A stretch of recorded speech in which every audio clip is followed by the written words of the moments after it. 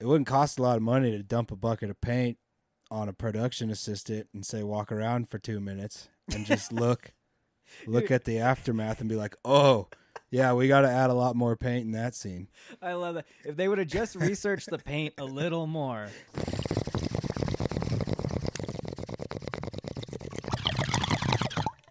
Hey, El Toddo. What's going on? We got a podcast, The Buff and the Blazer. If I was a listener, where would I go to find more? You can check us out on our website, thebuffandtheblazer.com. Drew over there writes a article that goes along with every single episode. You can find all kinds of little extras on the articles, and you can listen to the podcast right there. Also, you can subscribe wherever you get your podcasts. And, of course, we're on Twitter at Buff and Blazer. Follow us there. Get those clicks, people. The Buff and the Blazer.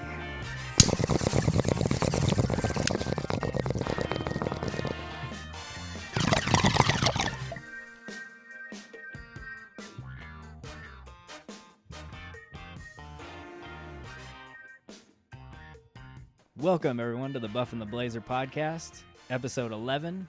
I'm Drew, and as always, I'm joined with El Toddo. What's going on, people?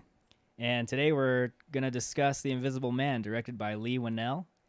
And El Toddo, I want to know, what were your impressions were walking out of the theater when you saw this? I expected a pretty good thriller movie, and it was that. It hit me in a few different ways. I really liked the cinematography a bunch, and I felt the story was quite predictable. Okay. And there's something I really disliked about the movie, but it was basically exactly what I thought it was going to be. Like, seeing the trailer basically tells you the whole movie. I felt like that there wasn't like a lot left to be figured out. But it was a good thriller movie. It was entertaining. I jumped pretty hard one time, which I liked. So, yeah, it was about what I thought it was going to be. So if you had to say it leans more on the positive or the negative side for you? It's entertaining, so positive. Okay, all right. Yeah. Not negative, not like I hated it or anything. There were things I didn't like about the movie, but okay, not negative impression. That's fair. Right down the middle, but entertaining. Okay, yeah. For me, kind of the same thing. I saw the trailer when it first came out, and I'm pretty familiar with the story in general, and there've been a few remakes of this film. So when they dropped the trailer, I thought the same thing. I was like, you basically told us the whole story in 2 minutes, and I figured, I'd go in and there wouldn't be anything really new to discover. But I think where my opinion differs a little bit from yours is that I feel like there was a little bit that you kind of discover watching the film, that they're able to maintain some of the surprise and kind of throw you off a little bit more than I was expecting anyway. I thought it was just going to be a straight, you get introduced to the Invisible Man, you figure out who he is and what he's doing, and then that's it. And it's what you got in the trailer. But for me, that really wasn't what happened. I thought that they did the most that they could with remaking the Invisible Man story in like a modern day retelling. So I think there were a few little twists and turns that you still could have gotten even if you had seen the trailer. Like you, though, I think the best thing about this movie is the technical aspect, like the cinematography, sound design, set design, like costumes, props. I thought it was so well done and so well directed. And then, the acting overall, I thought I was really solid. Elizabeth Moss she's pretty solid when it comes to dramatic roles. I don't think I've seen her. I know she's on that Handmaid's Tale show, but I've never seen it. Yeah, But I don't think I've seen her in a movie before. Yeah, she's pretty well known because of that show. But I mean, overall, yeah, I think the strengths of the film is that while they do give a lot in the trailer, there is something new that you can gain from watching it. It's updated. It's for a modern audience, and it works, I think, in this time period or for today. And it's a lot more believable in today's time period, totally, technology-wise. And I thought it was actually scary. Like, there were actually really scary parts. I think if you watch this movie and you're, like, at home a lot by yourself, it would kind of freak you out a little bit, I think. Yeah, if you're a chick, my lady was freaked out. She came and saw it with me, and Yeah. it kicked her ass. She was all flustered and like red in the face at the end of the movie. It was hilarious. Yeah, so I wasn't really expecting to be, super scared, but I was. So I think, as a horror movie, it works really well. I don't think it's a horror movie. You don't think it's more of a thriller? Yeah, it's totally a thriller. Yeah, okay. Because that's what I was kind of saying to my lady when we came out. I was like, "Are you really scared?" And she's Yeah. like, "Yeah, it was freaky." Yeah. And I was like, "I don't know. I think of scary movies as something in the paranormal, Yeah, I think something like that. This is just kind of that's like fair. a thriller. That's to totally me. fair. But it yeah. is startling. There's Yeah. some really good startles in the movie. Totally, yeah. So yeah, overall for me, it really worked. But let's get in a little bit to the story. So this is a modern retelling of the Invisible Man story. So I think the original, which was, let's say the Invisible Man is one of Universal Studios, like classic horror, classic monster films. So the Invisible Man, you have Frankenstein, Dracula, all the classic monsters that you know. I think the original came out in 1933 and starred Claude Rains. That was like his first American role. He's like a really famous French actor. Mm.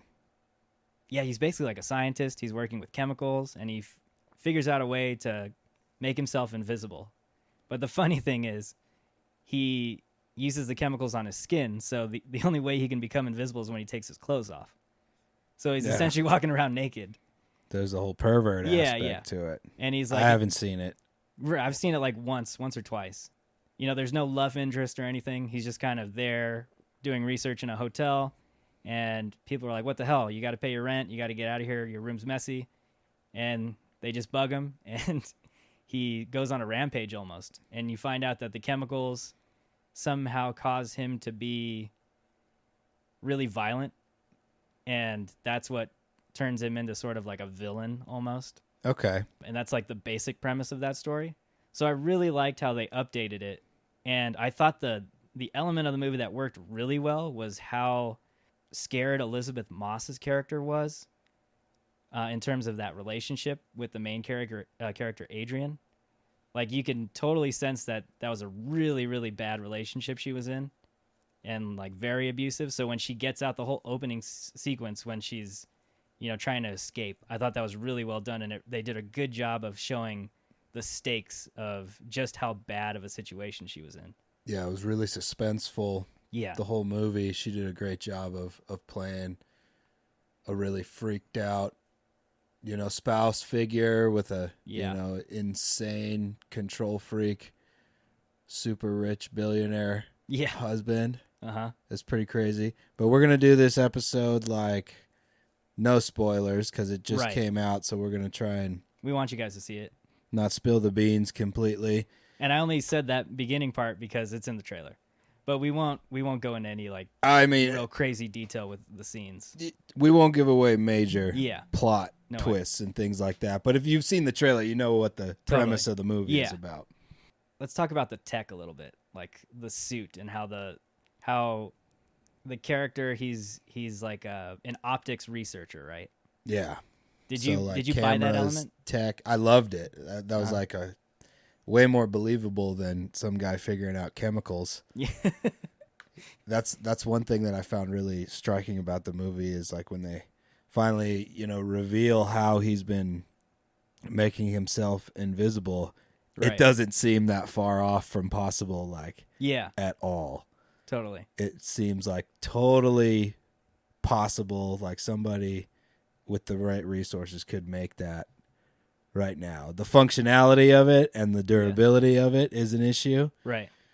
But I thought that part of the movie was really cool. And his whole house that he lives in, he's like a tech billionaire that lives outside of San Francisco on the ocean. It almost looks like a fort, like a fortress. It is. Yeah. It basically is. It's like a big gated monster house out on like a small peninsula. Yeah. Right on the ocean above some cliffs. And I loved the scenery. Yeah. Of the kind of tech. It's almost like, I don't know, he's almost like it's like a Bond villain type of house, but not as dramatic as like a Bond movie. Yeah, like if like Tim Cook was a Bond villain or something. Okay. And 20 years younger. One thing they didn't do really though was, did they go into why he was developing that kind of tech? I don't think they did.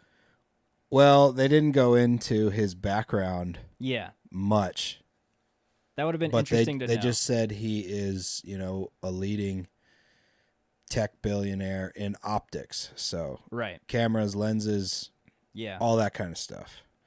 And I think it paints kind of well with his controlling personality, his Yeah. like super over controlling mental game Yeah. personality, and that field specifically. All that makes a lot of sense for me story wise. I thought it's a really good way, a really believable way Yeah. that speaks to the modern time, and I thought it was cool. Yeah. Now that I think about it, it probably didn't need a whole lot of explanation, because if I No. was some billionaire in the optics field, that's definitely something I would look into, like even as a hobby. I mean, if you're a billionaire, anything that crosses your mind Anything's a hobby. is a hobby, and you can dump the resources into it and go for it. And that's what I really liked about this movie. It was totally believable, especially when you actually get to see Right. how he pulls it off. Totally. It's cool. Right. Yeah. Yeah. And like I said, I think, and he's not on camera very often, this character.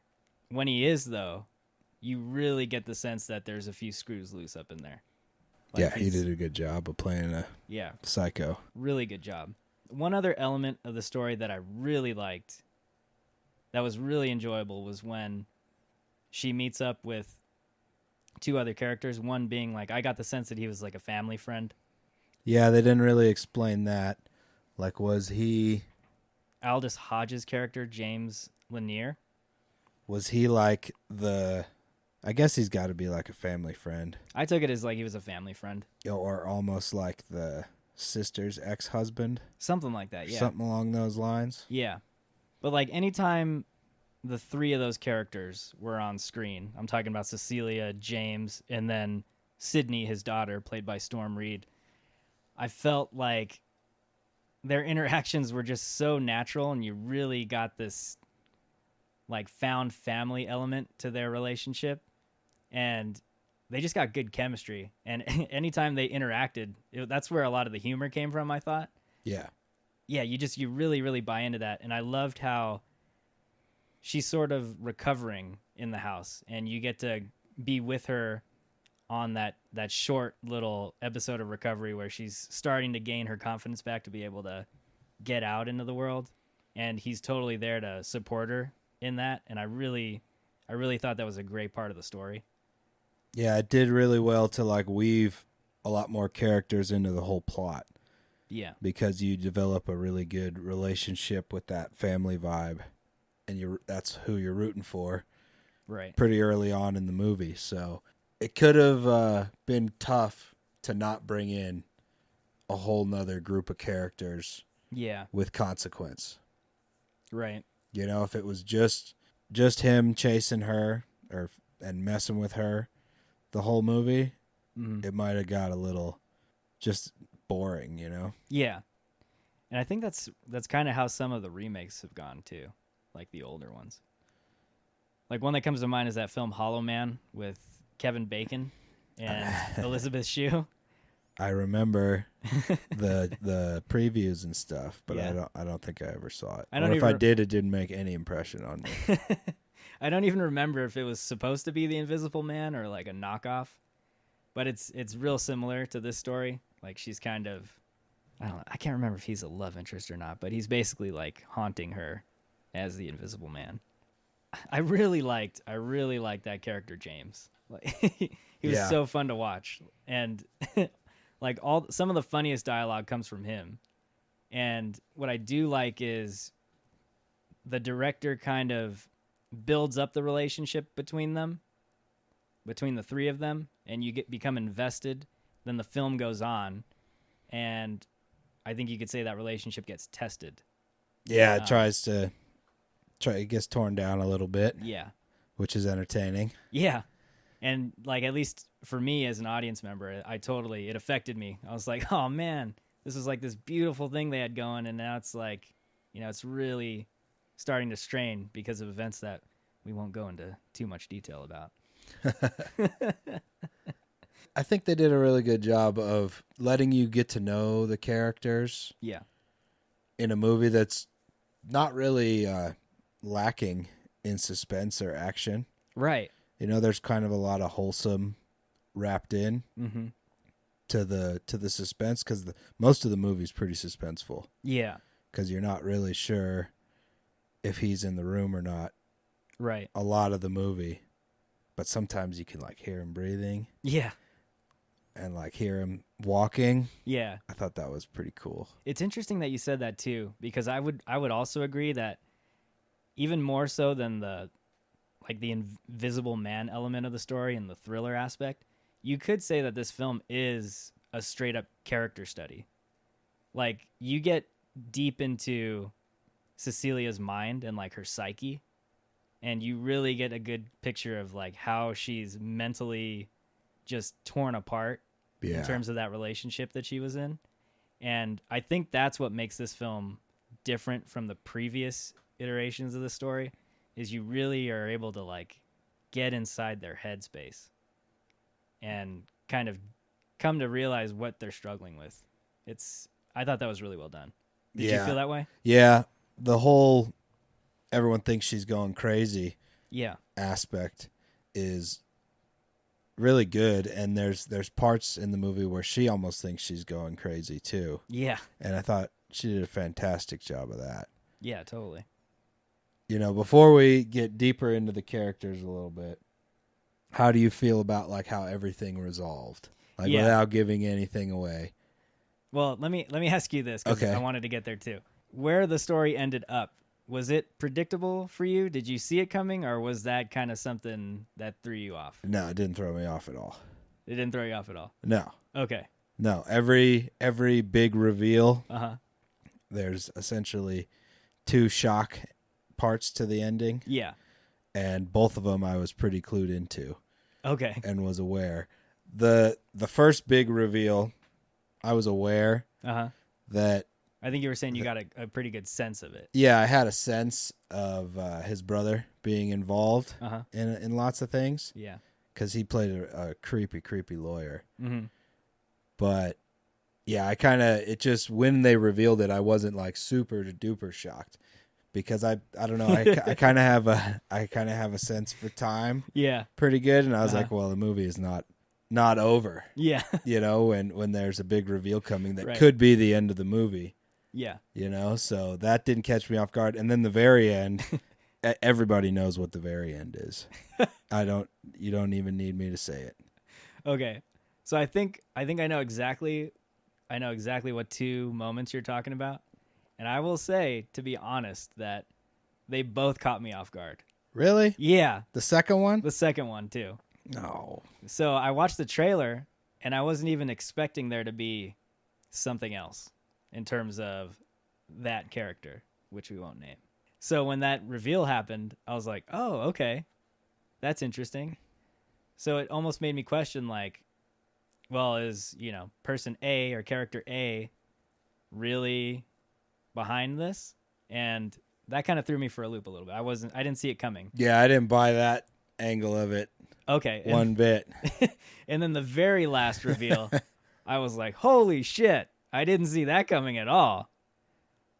And I think we're talking about the same thing here. We have to be. Yeah. And I There's thought that only 2. I thought it was badass how it ended that way. Yeah. There's another really big shocker earlier in the movie. Yeah. But that's not like a major. It is a plot thickener, I'd say, not a twist. Right. And so it's like flour. Yeah. It's not lime juice. So that was definitely something different that I don't think I've ever seen with any iteration of this story. And so when it happened, well, the way it happens, they kind of leave it open-ended. So there's room, I think, for a sequel. But that's where I'm like, how do you continue this story, though? That's what's interesting. Does it become a superhero movie now? Well, I wanted to ask you. No, that's hilarious you say that. Did you ever hear about Universal's shared monster universe that they were trying to build? No. is this like This to, was like in the past 3 or 4 years. to combat Marvel and DC? This was Universal's response to the Marvel/DC shared universe thing with monster characters.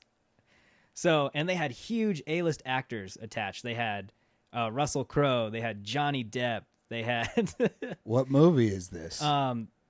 So they brought out a film with Tom Cruise, The Mummy. It was like a remake. I don't know if you remember that. I remember all the Brendan Fraser Fraser ones. mummies. I don't think Those I've are seen great. any I of love them, those. Yeah. but I've seen clips of them here and there on the TV. But Yeah. So they remade The Mummy, I didn't know that. and Tom Cruise was in it, and Russell Crowe was in it. And Is that The was, Rock in it? No, The Rock's not in it. How is The Rock not in a new mummy movie? Yeah, huh? Complete CGI character or the real Rock? Oh, just him. Just him? Yeah. Essentially, it's in his He's future. essentially a superhero. He's in just everything. as himself, right? Yeah. Just cast the Rock in everything. He'll be fine. It'd be awesome in a mummy movie. $1 billion movie right away. That movie, The Mummy, was supposed to jumpstart this whole shared universe, and it bombed. No one saw it. It got shitty critical ratings. It was a disaster. So right after that, they were like, all right, we're canceled. We're scrapping this whole idea. Do they have like Swamp Thing? Is that like them? Swamp Thing? Were they gonna like revive all of that?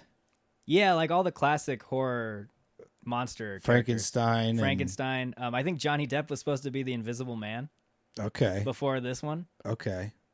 Russell Crowe was supposed to be Dr. Jekyll, Mr. Hyde. All right. Javier Bardem, he was supposed to be Frankenstein. Oh, that would have been good. Yeah, so like Oh, all I these, would have totally seen that. yeah, and you can look it up online. Like there's a cast photo of all of them sitting down. And when they just pulled the plug on everything after this they mummy pulled thing. It. Yeah, they pulled it. I gotta see this mummy thing if it's that bad. That's hilarious. Yeah, usually I find that when like films get a Rotten Tomato score like below 20%, they're not actually that bad. But I don't know. I haven't seen it. I could be surprised. But I love the original Mummy movies. I'm gonna maintain that The Rock needs to revive that franchise. Yeah. So that was the whole thing that they scrapped. And I think after they scrapped all of that, they were like, okay, let's do the Invisible Man. And we're not going to worry about any of this shared universe crap. Okay. And I think, yeah, this film is a result of that. Well, if what you're telling me is true, this is quite the rebound because this movie's good. It's a good totally. thriller. I would put it right in line with probably, I don't know, the better superhero movies. Not that I've seen a lot of them, but a movie like this is like an entertaining thriller. It's not the best movie you're going to see ever. Right. You're probably going to know what's going on most of the time, but it's going to get your heart pumping and make you jump a couple of times, and the scenery's awesome. Yeah. And like I said, I think the way they ended the story, they set it up for some kind of sequel, which is cool. So even though they officially pulled the plug on that shared universe thing, who knows if they do one film after the other with this kind of quality, maybe eventually they could do something. But yeah, you could take this, and run with it. Totally. Go dark though. Yeah, go dark with. If you are going to make a sequel, when you see the ending of the movie, there's only one way. Well, the tone of this film, I think, is perfect. Yeah. It's just the right amount of dark and scary, I think. Yeah, but no, I would go much with the way the movie ends. Yeah. If you are to make a sequel, it has to be dark. Yeah. You know? Yeah. It can't be superhero invisible. Right. It has to be creep. You know? Creepy creep. Speaking of creeps. No, she's not a creep. She's fantastic. Elizabeth Moss. Have you seen her in anything before? No. Just I'm aware of her. Yeah, you've heard the name, I think. Yeah, well, I've seen that. I haven't seen it, but that everyone goes crazy about that Handmaid's Tale show. Yeah, I haven't watched any of it. I actually haven't watched it either. There's a lot of shows out there, and it's hard to get invested, especially because shows are like, okay, there's 50 episodes that I have to sign on for. But she is fantastic in this movie. Yeah.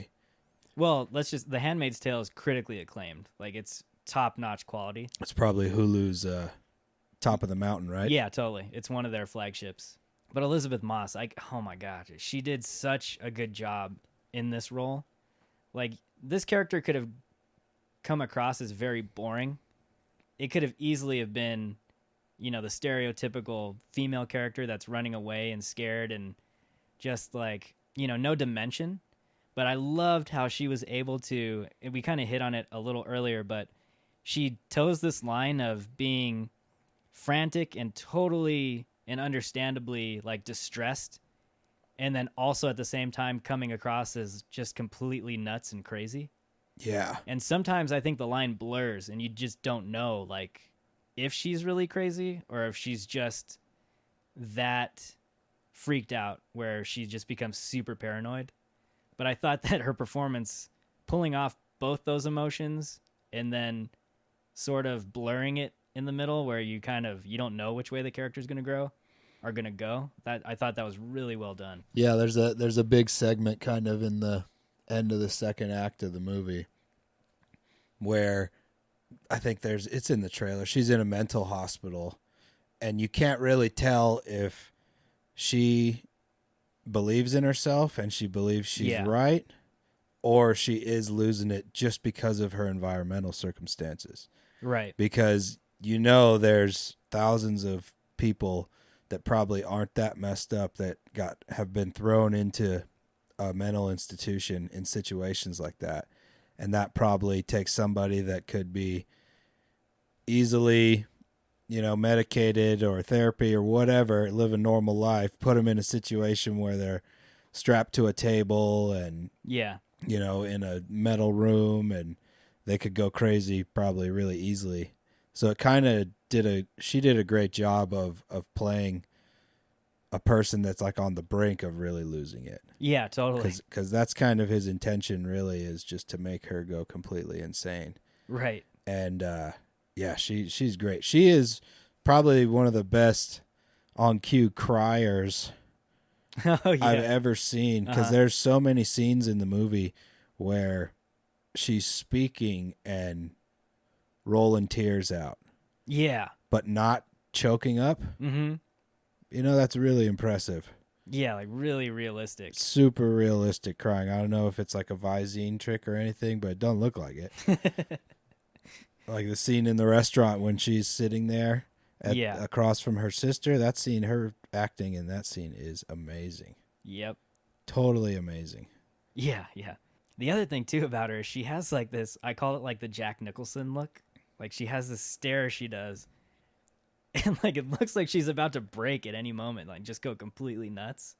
And it's really terrifying. And that's just like a testament to her acting chops. She's so good in the role.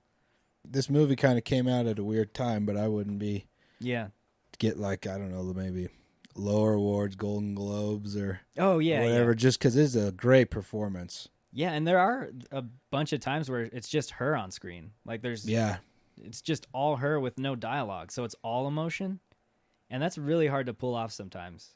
Like, how do you think it was pulling off when she's acting when he's supposed to be in the room? Oh, yeah. How do you think they did that? Do you think they had like a person really in the room with like a green suit on or something that they can just edit right out? That's a really good question. Because it's quite convincing. Yeah. In a lot of the scenes where you can, it's just her in a room dealing with some shit, and it looks extremely real. That's a really good point. I would bet that there's a person in the room. Otherwise, she's like insanely talented. Well, she is insanely talented, but that's super impressive. Yeah, well, she has to be like looking and interacting as if someone's there. So that would be kind of hard to do if no one was there. But I think I mentioned this to you before. That'd be kind of cool if they added that as like a bonus feature on the DVD or something, where like you get to see all the scenes with the character in the frame, like the Invisible Man character. Yeah, is he or is he not? Yeah, standing there, because he really feels right. Like, when she kind of first clues in that he's there early on, mm-hmm. and she like turns around, like she can feel when someone's looking at you. Yeah. Like that's a real thing. They've done tests where Oh, really? Yeah, where there's two people, one in one room, one in another, but like a mirror glass in between. Yeah. And the one person sitting in the room just has to answer yes or no every time the questionnaire asks them if someone's looking at you. Oh shit, that's weird.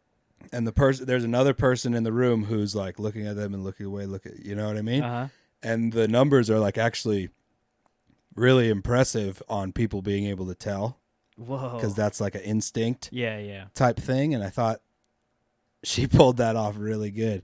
Like there's that feeling you get, or even if you're just freaking yourself out. Yeah. Like say you're walking home late at night or something and you just think you get that feeling that someone's around. She did a really good job of portraying that feeling because everybody's felt it. Yeah. You know, whether it's you're walking through a parking lot late at night or you're, walking through the woods and the sun's going down or whatever it may be, or you're out camping. Yeah. You always, there's like it's really hard to describe in words, but like you get a feeling when someone's looking at you.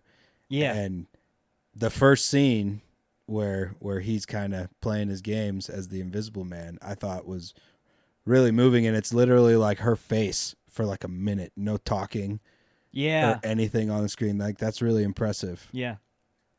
Yeah, really well done. I bet there was somebody well, I guess if you think about it this way, there's a bunch of people behind the camera on set, right? Yeah. So, but some of the scenes where there's physical contact between him and the other characters, like, I don't know, like, how did they film that crap? Yeah, like I know for sure they probably had someone standing in during the action parts. Yeah. But I don't know about the parts where she's just standing around, but I wouldn't be surprised if there was someone in the room there. I'd love to see that cut. The uninvisible man cut. Yeah. Probably wouldn't be scary at all. Just some creeper like behind her the whole movie. But did you notice, because my lady said she didn't really notice the amount at which you could hear him breathing? It's not just the scene when they're outside that's in the trailer and you can see his breath. It's like most of the movie when he's around, you can kind of hear him. You can hear him walking or you can hear him breathing. Or I was just really high. I'm not sure. See, I don't know. I don't remember hearing much of that. Whenever the damn music was turned down, the music was super loud in the movie. We'll get to that. But I felt like you could hear him breathing in a lot of the movie when he's around. Oh, well, I believe you. Let's see, now I need to go back and rewatch it. I'm not going back to the theater to watch it.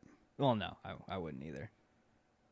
But yeah, I bet it's one of those movies, like if you watch it again, you'll notice a lot more. They probably put a bunch of little things in there to clue when he's in the room or in the area. Yeah. Or it'd be cool, because it's almost like some of the movies shot in his first person. Yeah. Right? I would definitely say that. Right? Like the way the camera's moving. Yeah. Yeah, there's a lot of like really slow trucks and zooms. And a lot of those scenes, I felt like you could hear him breathing and hear his footsteps. I would totally agree with that.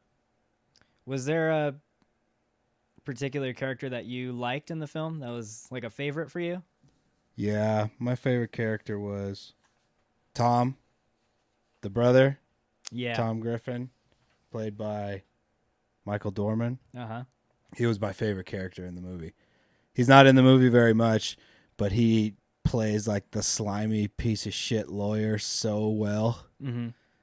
And he's really it's funny that like the most hateable character in the movie is my favorite character, but I found those scenes extremely compelling. Yeah. And he's creepy. He's creep in the movie. He's like the best dick you could ask for. Just total. What's interesting about him though is you don't. At first, you feel like you know where his allegiance is, but then as the film goes on, I think that becomes a little more questionable. See, well, so she meets with him twice, and even in the first meeting, I was like, "Oh, this motherfucker's in on the whole thing." Like he's part of it, you know. Uh-huh. I was clued into him right away, and he is such a creep. He did a good job. They didn't fool you, man. No, I mean, they could have put some more twists in it. Yeah. You know, maybe a big twist with Aldous Hodge character. Uh-huh. Like, I felt they could have done more with him. Oh, okay. Like, brought him into the story Uh-huh. a bit more. Well, speaking of him, he was my favorite character in the movie. Yeah, he's awesome. James, like, he made the movie really enjoyable to get away from all the really heavy psychotic stuff. He kind of allowed you to breathe a little bit and get a few laughs in and make certain situations light. And I thought he was really enjoyable anytime he was on screen. He has a bunch of really like funny little one-liners that he just throws out at Cecilia as she's staying there with him. Yeah, he's a very serious but very playful character. Totally. And he's probably the best dressed cop I've ever seen in a movie. He's looking real slick. Super tight-fitting pants. Yeah, like the most form-fitting, tailored suit you've ever seen. He's the James Bond cop. As a cop. Yeah. Or he's a detective, I guess. Yeah, he's a detective. And San Francisco detectives got to dress a little more dapper, I guess. But he's got some serious triceps, too. Geez, that one scene where he he's got the wife beater on and he puts his arms down on the table. Yeah. His friggin' tricep is like the size of my thigh, dude. He's a big-ass guy. Oh, man. I'd love to see him in more things. I'm not familiar with him. Yeah, he should be in some action. Yeah, I could totally see him being in like a Marvel movie or something. Totally. He's that kind of guy. He's able to pull off the action, the sincerity, and then also be really light and funny. I just really liked his character. What did you think, even though there's not a whole lot of screen time with him, what did you think of Oliver Jackson Cohen as Adrian? He was good. For how little minute-wise he's in the movie, he makes quite the impression. Yeah. Because he's putting it on in the whole scene where he's in basically one scene, right? Yeah. Where you actually get a good look at him. Yeah, like he's asleep in the beginning of the movie. Yeah. And then you see him like in a slight action. Right. When she's escaping. But yeah, I thought he did a pretty good job of acting like he's acting. Yeah. Because that's what he's doing in that scene. Yeah. Yeah, I've never seen him in anything before, but totally believable, Me either. especially for that. Uh-huh. Like a billionaire tech guy. Yeah. He plays that off. Yeah, like when I saw him in the scene we're talking about, like in real life, and I don't know if this is a good thing or not, but I can get a pretty good sense of someone even by just looking at them and like their mannerisms. I feel like I'm pretty good at telling when someone is kind of shady and maybe not so much dangerous, but just someone not too pleasant. And you totally get that vibe with him, even in the short amount of screen time that he has. Yeah, he's super creepy. Like, you definitely get the sense that he's, like, dangerous and, yeah, really creepy, and you can tell there's a few screws loose in his head. They must be loose, because if you're a billionaire like that, what would you be? Why are you getting married in the first place? That's a bad idea if you're... How do you obsess over one girl? Yeah, well, when you it's that part of the movie I didn't find terribly believable. Yeah, I'm kind of there with you. That he's just like hyper obsessive. Mm-hmm. But just buy high class hookers if you're a billionaire, man. She even mentions it in the story. She's like, "You could literally have any woman you want. Yeah. Why do you want me?" Yeah. Yeah, he's just a total psycho. Yeah, totally creepy. Any other characters that you really liked in the film that stood out to you? Well, I think we've hit almost all the characters because there's not a lot of characters in the movie. Yeah. Harriet Dyer's character. Mm-hmm. She plays a sister, right? Yeah, Emily Cass. She plays a sister / she's like a lawyer too, right? Yeah. You should never speak to waiters that disrespectfully. Emily Cass. Oh, man. That is not how you speak. It's not nice. To people waiting on you. And I'll leave it at that. Be nice to your waiters. Tip your waiters and waitresses. Don't speak to people like that. Yeah, don't be a dick. That part of the movie really bugged me. Yeah? Yeah. That's like one of my super duper duper pet peeves. I hate when people are rude to waiters and waitresses. That really bothers me. That scene was in the trailer, right? I think it was. I don't know.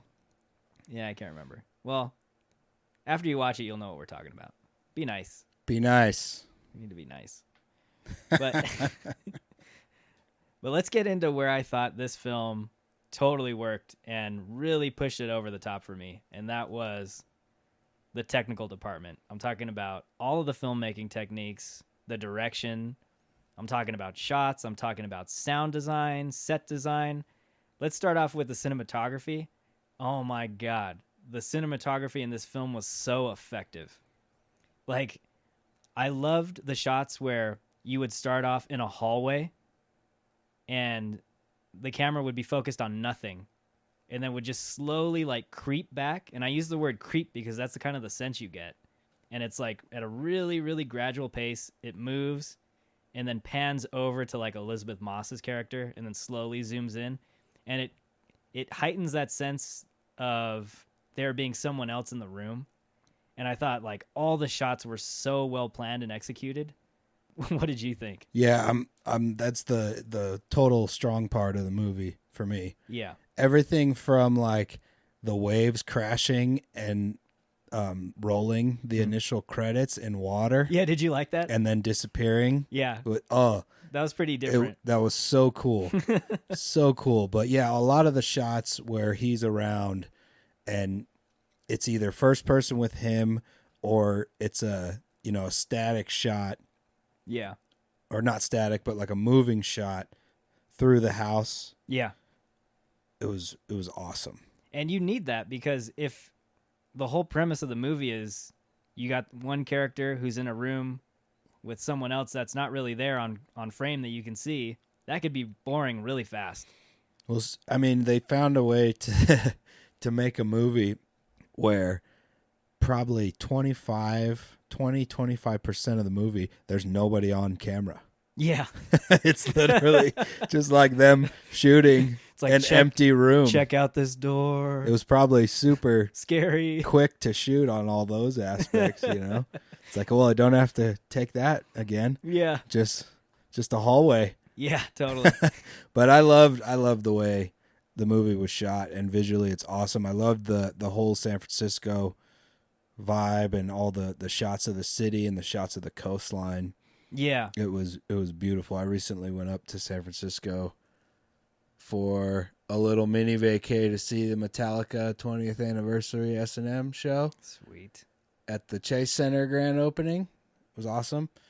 But San Francisco is a beautiful, beautiful city. Way more beautiful than Southern California where we live.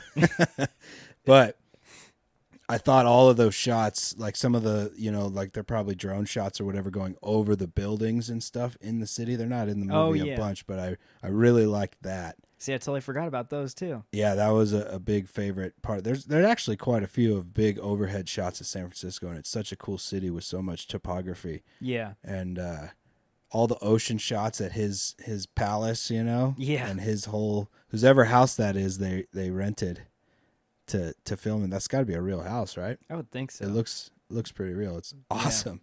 Yeah, totally. The director of photography for this movie, whoever he is, I didn't look it up, or her, really had their work cut out for them, I thought. And you really got the sense that in every single shot, not that in other films shots aren't planned out, but you really felt like they were specifically planned out and executed so that they could heighten that sense of fear, I guess, and kind of creep factor. I really like that. You know what I was a little disappointed with? What's that? When he's walking around in the rain. Oh, yeah. I was expecting to be able to see him a lot better. Yeah, I thought the same thing. In the rain, because like with the opening credits, when the waves are crashing on the cliff face and then displaying the credits, like that's super crisp. Like that's almost like set the stage for what I expected him to be in the rain when he had the suit on. Yeah. And I was right there with you when they went outside in it. I was like, oh, that's why they're doing it, so you can get a but sense of where it is. But then it like kind of left it hanging. Yeah, that's true. It kind of petered out a little bit. because they play that angle with and this is in the trailer too, the paint. Mm-hmm. When she dumps the paint on him, Yeah. he's like fully visible. Yeah. You know? So I was expecting in the rain shots that you'd be able to at least see his silhouette.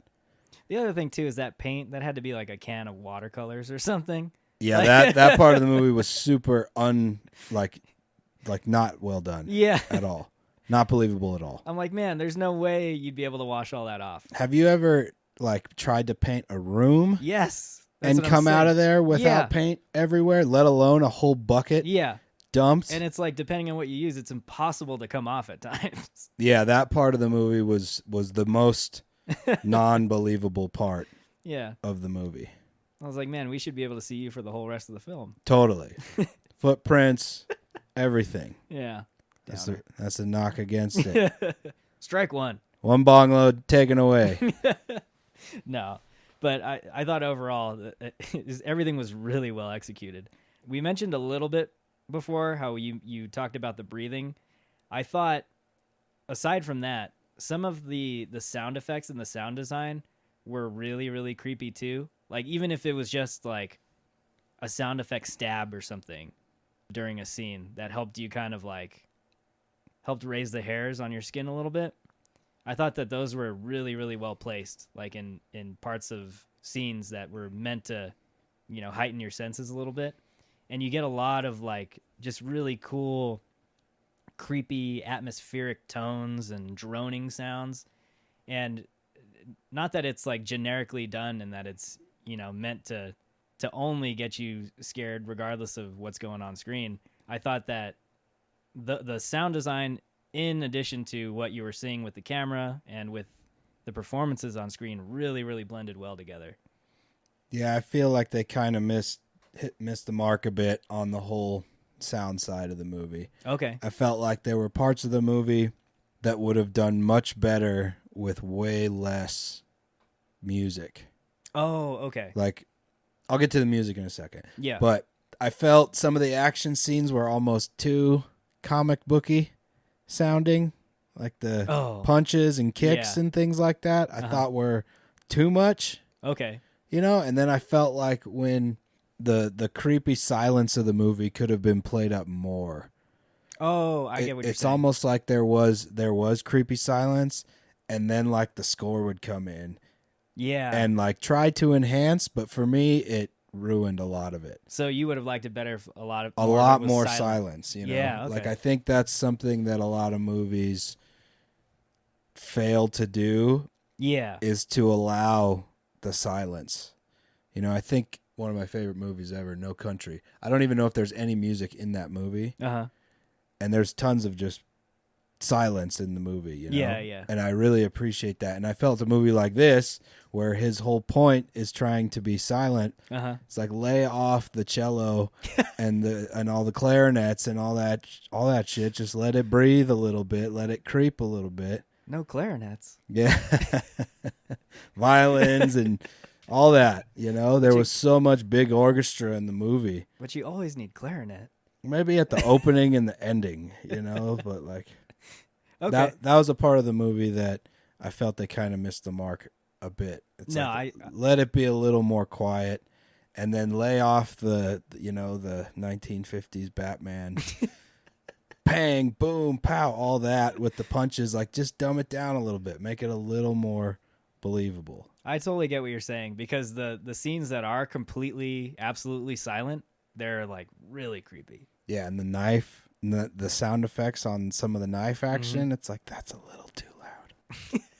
That's a little too loud. This isn't a sword fight, between two dudes with meter long swords. Like, I don't know. Maybe that was a problem I had with the movie. Maybe they're dusting off that shared monsters universe and they want the Marvel factor. Yeah. But it wasn't meant to be like that. That's what I'm getting at. Yeah. It was meant to be hyper realistic. Right. Because it's fair. It's totally the most fair. unbelievable part of the movie, the invisibility, they pulled off fantastically. Yeah. Totally believable. Mm-hmm. And then it's the other parts of it that almost, to me, they seem like no-brainers. But So, like, if they would have done all that, would that have made this film for you have jumped up from good to great? No. No? No. Okay. Okay. Great is a word that is used far too much in our. I've probably used it a million times on this podcast, but Well, that's only because a lot of the films we did review are in terms of rating a movie, considering something great. Yeah. No, this is a good movie, Mhm. but I'll never put any type of a movie that has a massive unbelievable factor Uh-huh. in a great category. Ah. All of my favorite movies of all time are super realistic. Okay. And this movie, they took something unbelievable and blew it away. Did such a good job. Yeah. And then there's little bits that just didn't get me, like the paint scene. Yeah. It's like the most realistic you could be with such a fantastical story. Because, I mean, something like this could happen. Oh, totally. Yeah. Yeah. Someone's researching this kind of tech. I mean, and it's probably already out there. yeah. But okay, so say they did a ton of background research into how someone could pull off being invisible. Uh-huh. And they put all, a quarter of their budget into figuring that out Yeah. and building that mock situation. Mm-hmm. It wouldn't cost a lot of money to dump a bucket of paint on a production assistant and say walk around for 2 minutes and just look at the aftermath and be like, oh, yeah, we got to add a lot more paint in that scene. I love that. If they would have just researched the paint a little more. And just turn the decibels on the freaking punch sounds down a little bit. Yeah. And the sword, the kitchen knife sword sounds is like, all right, Yeah, and tone throw it down a little the bit. goddamn clarinets in the garbage. It's, yeah. The score, that's a beautiful segue. The score was my least favorite part of the movie. Yeah, so let me know a little bit about your dislike of the score. It's just way... There was too much of it. There's like, just for too you. much. Okay. There's way too much suspenseful music. And I feel like it would have been cheaper and it would have been more effective to play up the silence. Yeah. And then there was almost... I can't remember if there's any like fun music at all in the movie. I think it's like all almost just orchestra the whole time, right? See, that's what's weird. So I can't remember any like regular songs in the movie. No. It's all just there's no regular songs. instrumental. And I'm not questioning your recalling of the film at all, but that's what's weird is because I don't remember a whole lot of score, personally. Yeah, I remember multiple times being like, just make it silent. Yeah. It's way creepier. Mm-hmm. I would agree then if that's what threw it off for you. Cause Yeah, like in the beginning when she's bolting from the house, there's like music, if I remember correctly. There's like music playing that whole time. Yeah. See, okay, that's part of the score I do remember, and I kind of liked that. Okay. Like, I liked it then, and I felt like yeah. the rest of the movie, it had too much of it, But like, especially the very end. Do you remember scenes where like maybe she's in the house by herself or something with there being score like in the background during like some of the solo shots with her and like the invisible man in the room? No. Okay. No, I don't know if I remember exactly. Because if you're remembering stuff like that, then I would say like absolutely there shouldn't be score in those scenes. Yeah. But no, it was more like anytime something dramatic happened, there was like this big old boom like an of underline music. You know, when one of the major turning points of the movie happens. And the restaurant scene, Yeah. There's like such a massive explosion of music right there. And it bugged me. And then the music at the very end of the movie really bugged me. Okay. Like it's almost like they had this like Legend of the Fall Triumph music playing. You know that movie? Yeah. They had like music like that playing at the end of the movie when it totally should have been like something funky. Like we walked out of the movie, I got in the car and Pusher Man was on my phone when I turned on, and I was like, that would have been a way better song to play at the end of the movie. Just something with some funk in it at the ending would have made it way better. Not this, like, I don't know. Yeah. It bugged me. Okay, that's totally fair. Too much. Totally fair. Well, with the score, the little bit of score that I remember, I feel like what I recall was pretty effective. And one of the scenes that sticks out to me is the beginning one. Yeah, my lady said the same thing. She's like, "Oh man, the music makes it really like, creepy. made me way more creeped out." Yeah, like you get a lot of this really like uppity beat, violin strings in the beginning, and it really kind of sets the tone, I guess, for that scene. So in those cases, yeah, it was really effective for me. But to be honest, I don't remember a whole lot of score in the film. Another reason why I need to go back and watch this. It's interesting because the movies where you notice the score, Yeah. I don't notice at all. Well, and then when you don't notice, I notice in a negative way. That's the Buff and the Blazer style, man. That's Yeah, there's too much. The music at the ending was not the right tone. Yeah. Well, I mean, it was too Legend of the Folly. Yeah, yeah. I mean, you're so passionate about it. I totally get where you're coming from. I believe you. You don't have to sell me. I just don't remember a whole lot of it. Well, let's move into some love hates. All right. What did I love? Yeah, what'd you love about the movie? I loved everything we just talked about in terms of the tech specs, how well it was made, directed, set design, costume design. Man, this is like a technical marvel for me. This is a film like if I was teaching a film class on cinematography and like the use of sound design and score with visuals and performances, I would totally show this movie off to students. There's so many good examples of how camera can affect what you feel. And this is a really good recent example of how that all works out. So, yeah, they knocked it out of the park in terms of the filmmaking techniques for this movie. So that's one thing I absolutely loved. I guess my hate, it's not even a hate. It's just like I liked where they ended the story, but the way they set it up, I just don't know where you take it next because they really seem like they want to have a sequel, at least to me. You gotta go dark. So, yeah, those are my love hates. What about you? I loved the believability of how he pulls off being invisible. Yeah. I thought that was so cool. Mm-hmm. And again, this is like another freaking movie in the last month. There's like something scary, tech-wise. Mm-hmm. But I loved that part of the movie the most. Real quick, did you like the way the suit looked? Yeah. When you get a glimpse of it? Yeah. Yeah.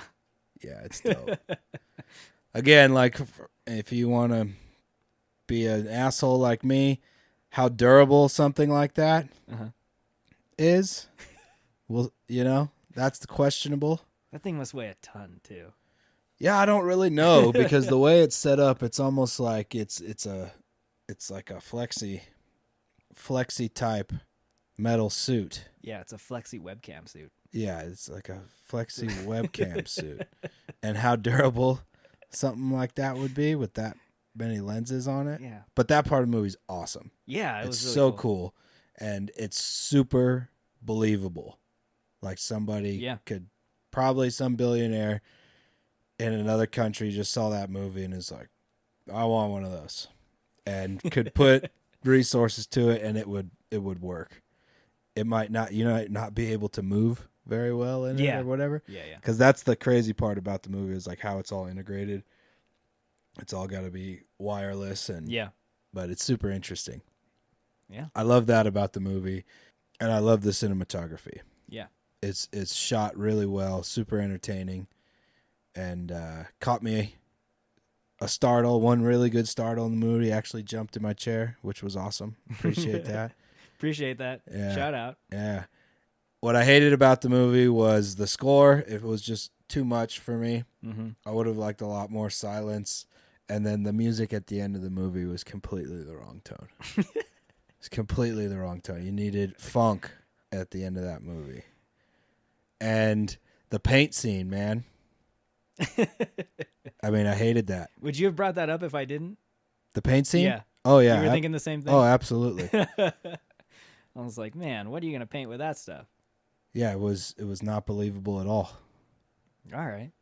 Yeah, those are my love hates. Taking all that into consideration, what kind of score do you give a movie like this? I am going to give this movie 3 bong loads. Okay. It's a good movie. It's not a bad movie. Mm-hmm. but there's some things wrong with it. It's an entertaining thriller movie. Yeah. I would rate it the same as like, I don't know, like a Predator or a Terminator movie. Okay. I'd put it like right in that vein. Yeah, okay. You know, like it's an entertaining thriller / action movie. Yeah. It's not a great movie, but it's not a bad movie. You're not going to watch it and be mad that you watched it. Yeah, okay. So yeah, 3 bong loads. I was cheaped up on some Girl Scout crack from Seedsman, grown by me. When I saw this movie, and it was great. It's like a hybrid of Girl Scout cookies and green crack, and it worked out just fine. For me, I think I went in with kind of low expectations, and I feel like the film I got exceeded those expectations. So I'm going to be a little more generous, and I'm going to give this 4 buckets of popcorn. I thought that the performances were really, really well done and really believable. It scared me, and it's just really well made. So all of those aspects put together, I felt like it was a solid film, and I'd recommend people go out to see it. Yeah, you won't be disappointed. No, it's not gonna. It's fun. It's a fun movie. It's not gonna be the best movie you've ever seen. It's not gonna get nominated for any Academy Awards. No, the acting is fantastic. The way it's shot is fantastic. The story, for as fantastical as it might sound, is actually super believable. Yeah, and that's the other thing too. It works for a modern audience. Yeah. So you're not going to go in and be like, this could never happen, because the scary thing is it could. That's probably the scariest part of the movie is that it seems totally plausible, right, and not far away at all, if not already existing. Well, I think we've said everything that we've pretty much needed to say about this movie. Thanks for joining us, guys, on episode 11. I'm Drew, here again with El Toddo, and we'll catch you guys next time. Thanks, people. Hope we didn't spoil it. No, but go out and see it for real. It's I think it's worth the time and the money. It's a good one.